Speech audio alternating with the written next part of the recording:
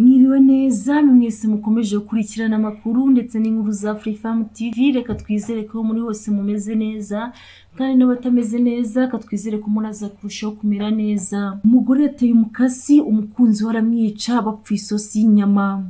Mukomeze mudushyigikire mukanda like na subscribe. Imana ibahe umugisha.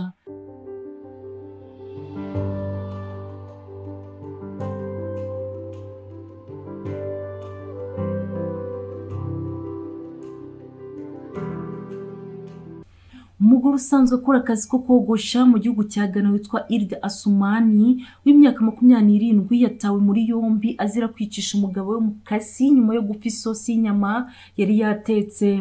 Amakuru avuga ko uyu mugore yiciye umukunzi we aho babaga muri Sunyani mu gihugu cya Ghana. Kuwa 8 Kamena nyuma y'iminsi mike bashwanye bapfa ububeshyi. Bwana Prince ya Abogwe w'imyaka 30 yasanzwe mu rugo ari kuvirirana mu ijosi no hasi y'akananwa nyuma yo guterwa umukasi n'uyu mugore.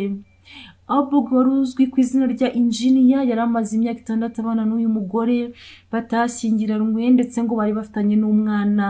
Madame Irda wabyaye undi mwana mbere yaho yateye umukasi umukunzi w'inshuro 4 ahantu hatandukanye, ariko ngo yese atangira kumufasha agerageza guhagarika amaraso akoresheje amashuka, ariko birangira uyu mugabo ahasize ubuzima.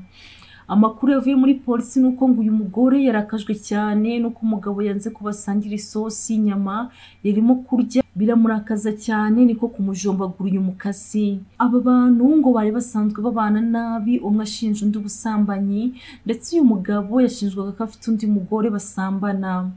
Madamu Irida ngo yafashe telefone y'uyu mukunzi we arayitwara amushinja kumuca inyuma, yanga no kuyimusubiza. Umurambo wa nyakwigendera wajyanywe mu bitaro bya Bono mbere yo kumushyingura, hanyuma uyu mugore we ahita atabwa muri yombi. Murakoze mukomeze kudushyigikira mukanda like na subscribe. Imana ibahe umugisha.